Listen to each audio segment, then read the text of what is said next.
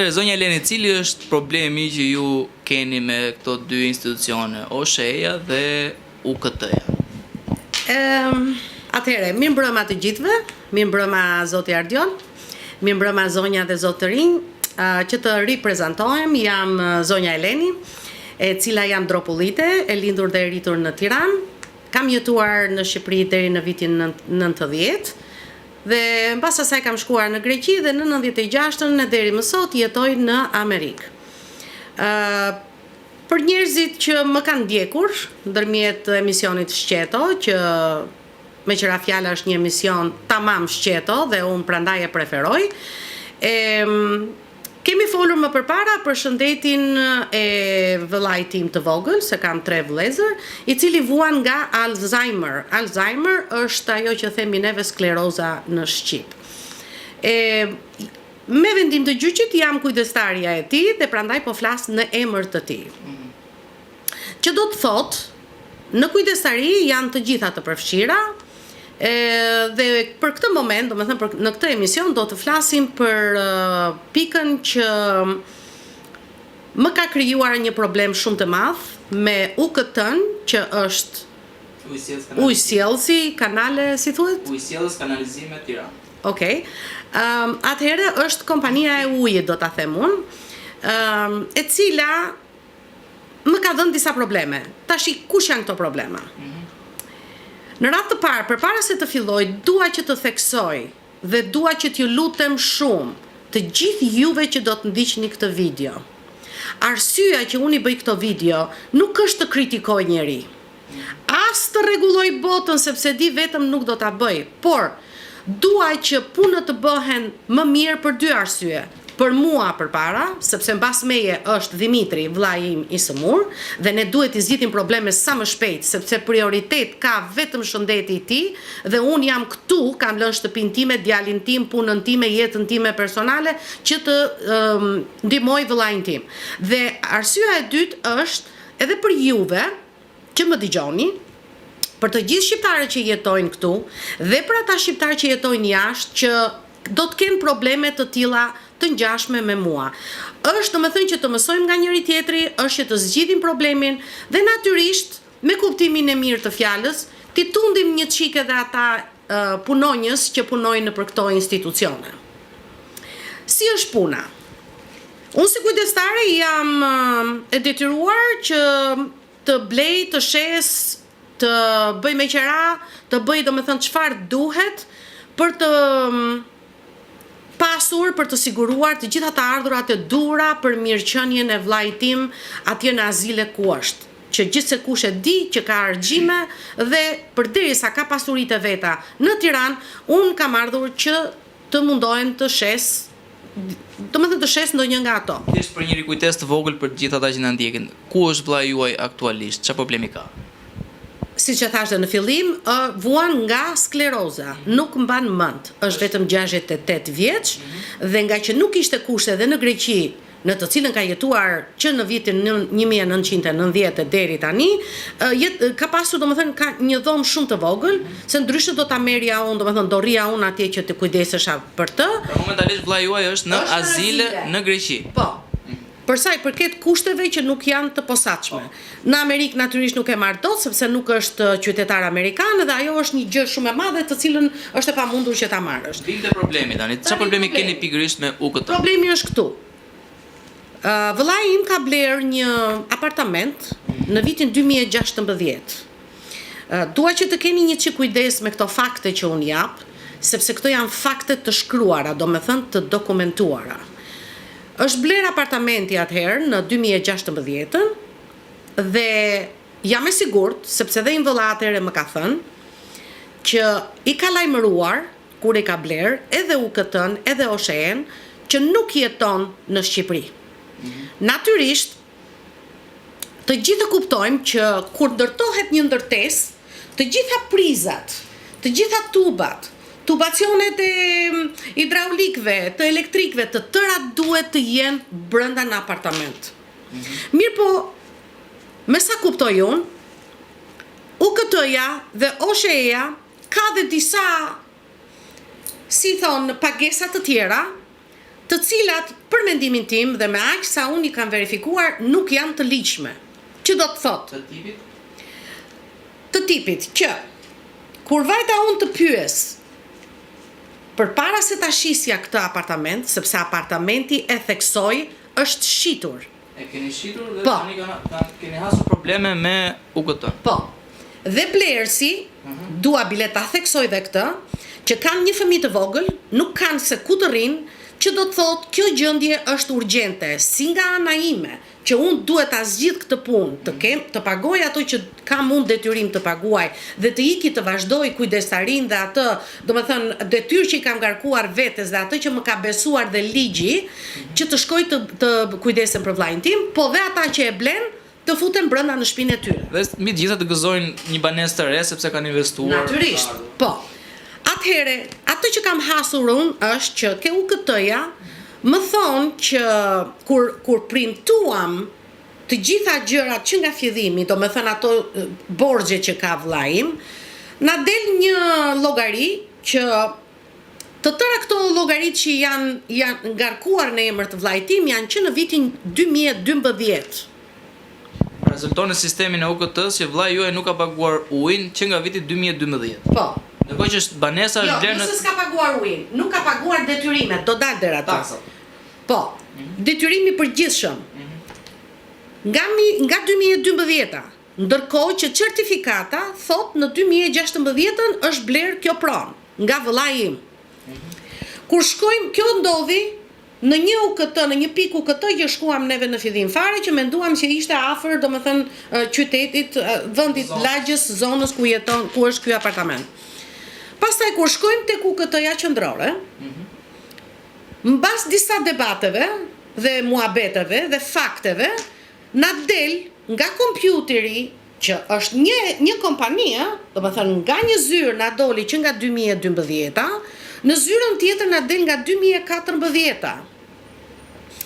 Tashti, sot, pikërisht sot, mbasi unë kam kaq kohë, më shumë se 2 javë, që më shkoi goja mbrapa duke thënë që unë nuk paguaj asnjë peni nga viti 2012, sepse shtëpia është blerë në 2016, nga e njëjta punonjëse mora një përgjigje sot që mua më duket sikur ishte për të larë gojen, për të më mbyllur gojen, jo që të tërë këto domethënë pagesa që janë futur aty nuk janë nga 2012, apo janë nga 2016.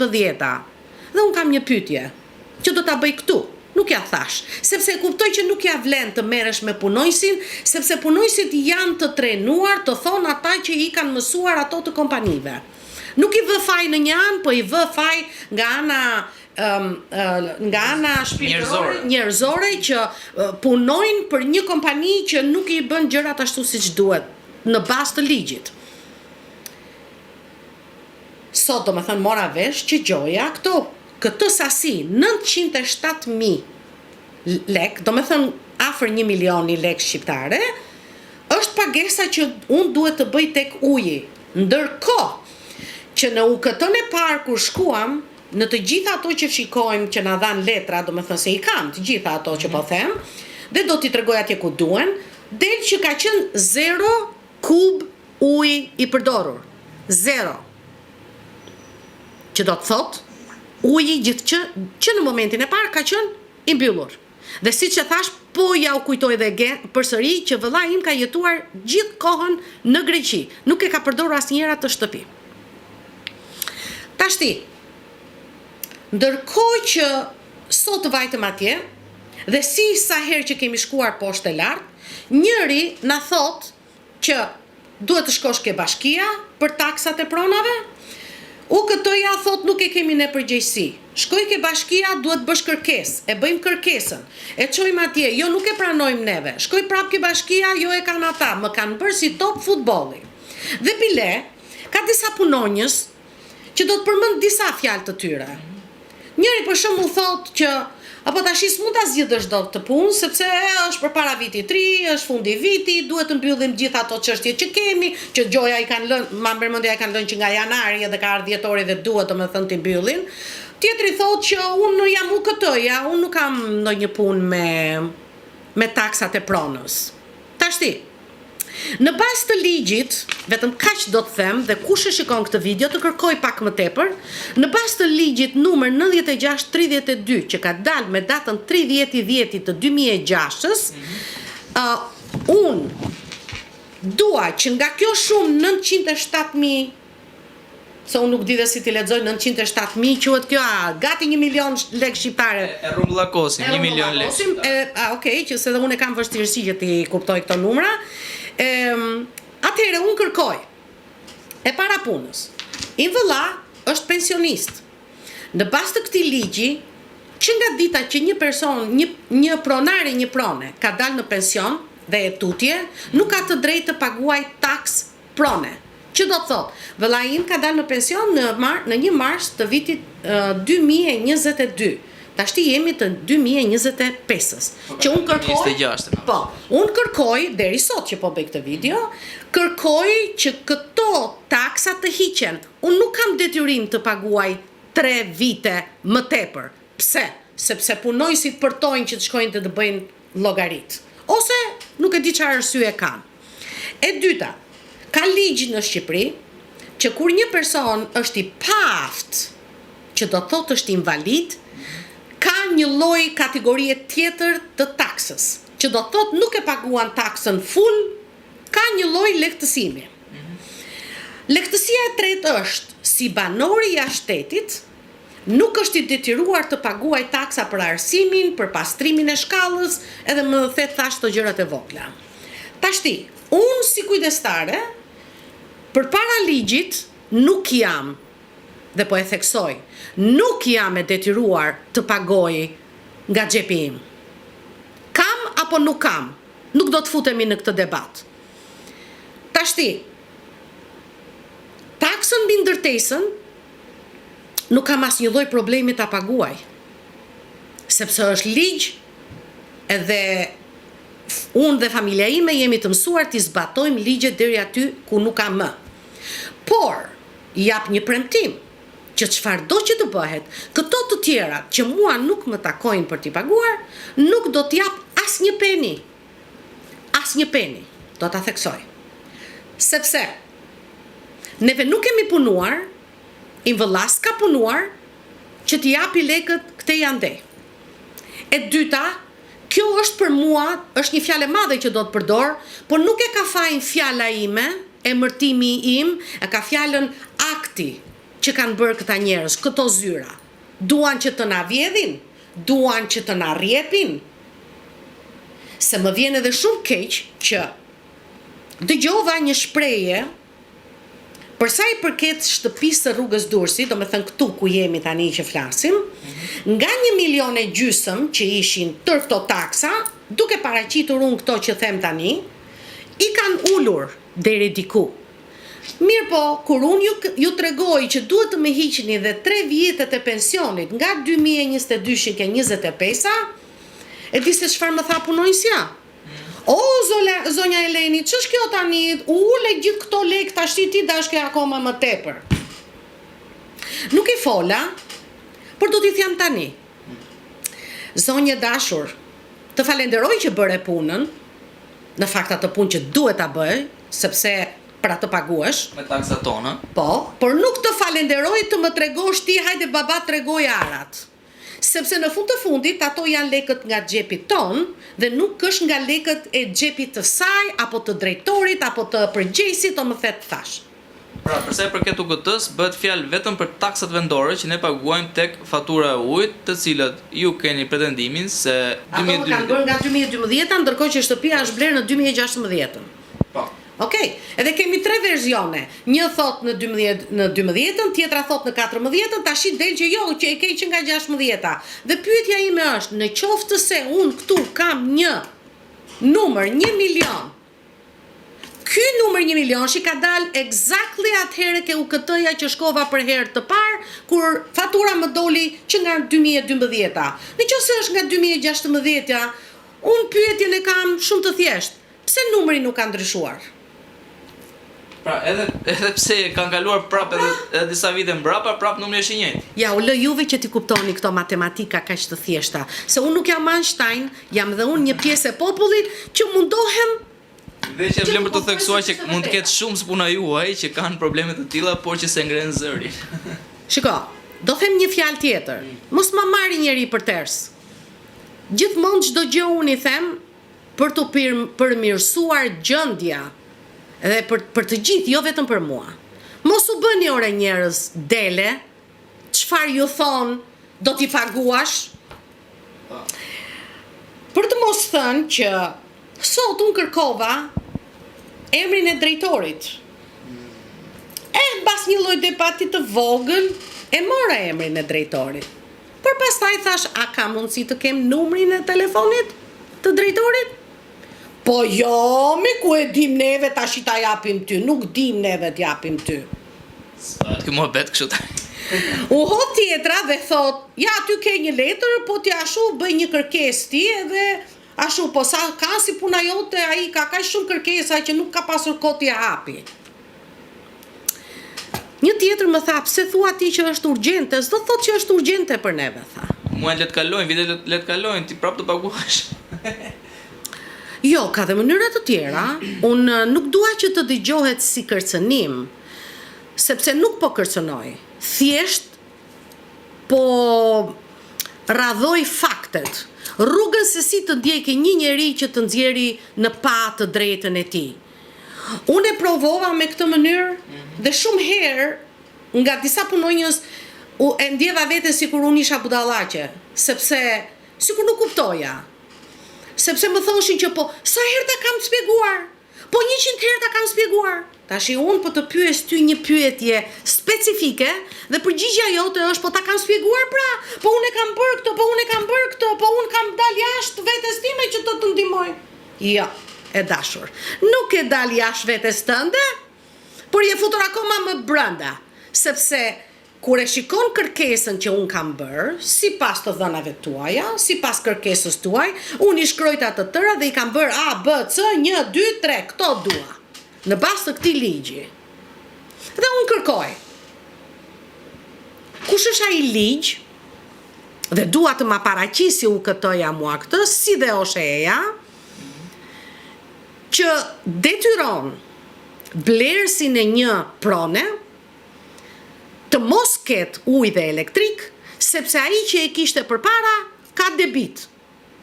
Është debitor.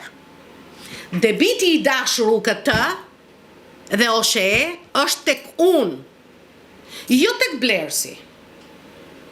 Kur është ndërtuar pallati, ka qenë i detyruar ndërtuesi, si thash përpara, të bëjë dhe hidrauliket edhe këto prizat.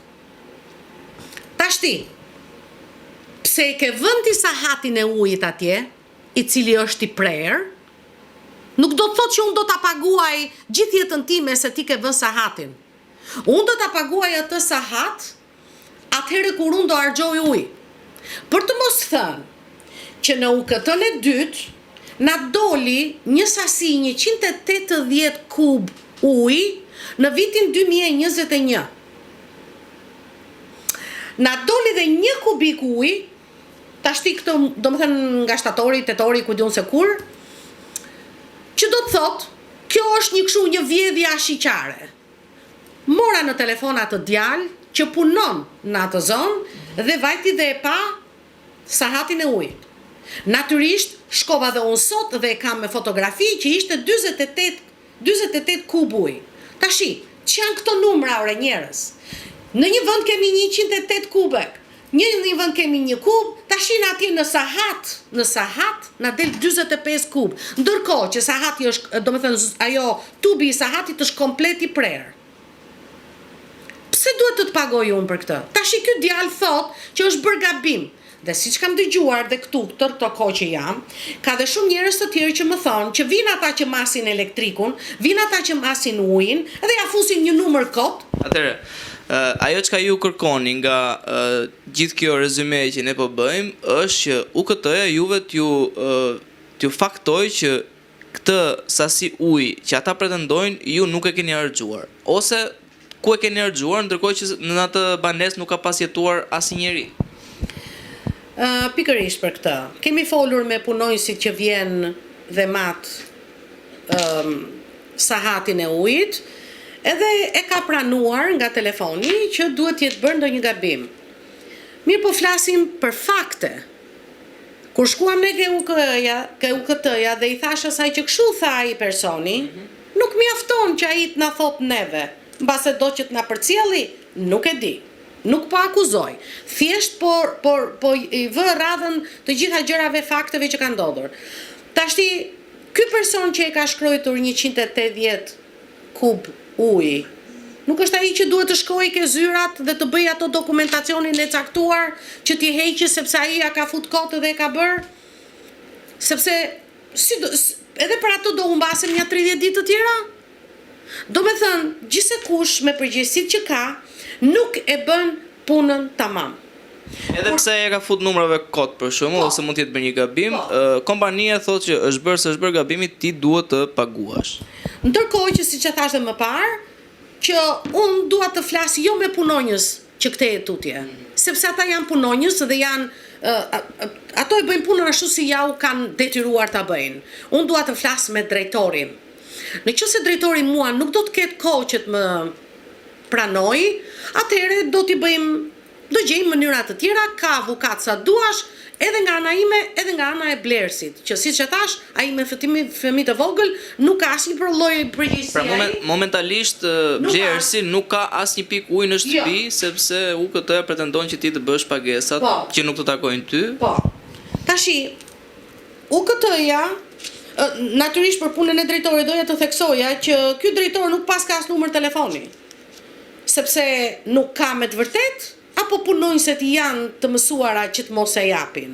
Sepse për mua, që jam në biznes kaq vite, që kam parë botë me sy, që shikoj çdo ditë çdo gjë në shumë shtete, nuk më ka bërë vaki që një drejtor që ka një desk të tillë, një tavolinë të tillë, një përgjegjësi kaq të madhe nuk pas ka telefon.